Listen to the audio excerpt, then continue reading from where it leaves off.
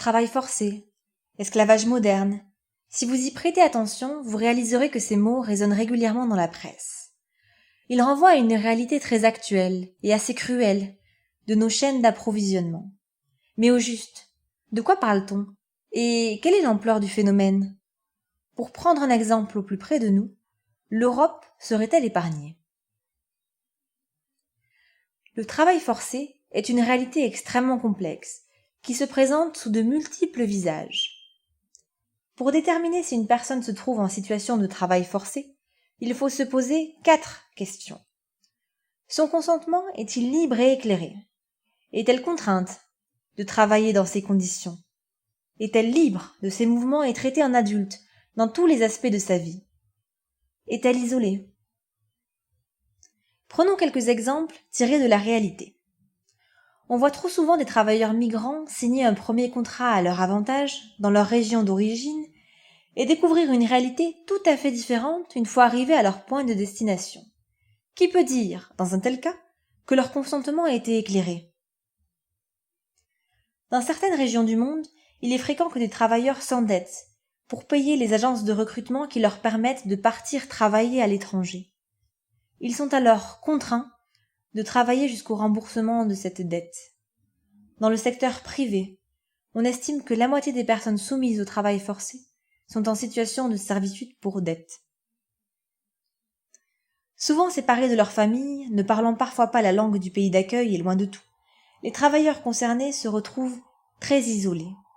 Ils sont d'autant plus vulnérables qu'ils ne bénéficient d'aucune représentation collective. On connaît enfin de nombreux exemples où les travailleurs ne peuvent pas quitter leur lieu de travail, ni même échanger avec le monde extérieur, leur employeur conservant leur passeport et imposant même parfois un couvre-feu.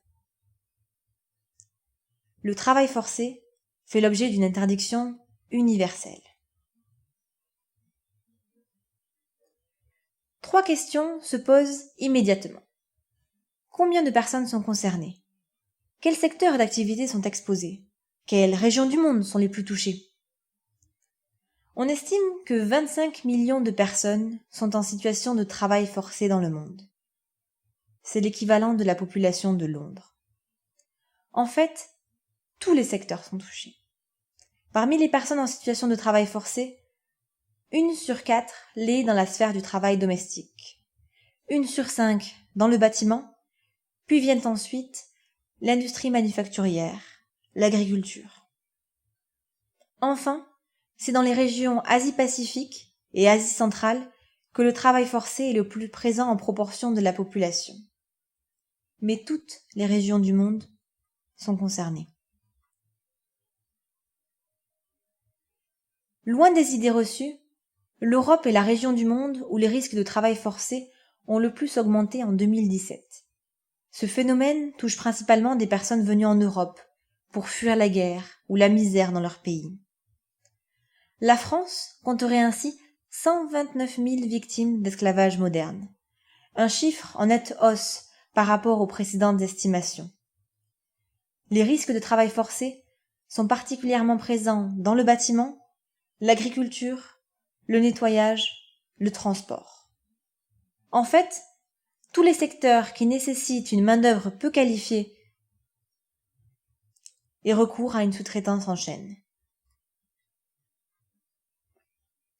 Le travail forcé est un phénomène caché, invisible, dérangeant, mais bien réel.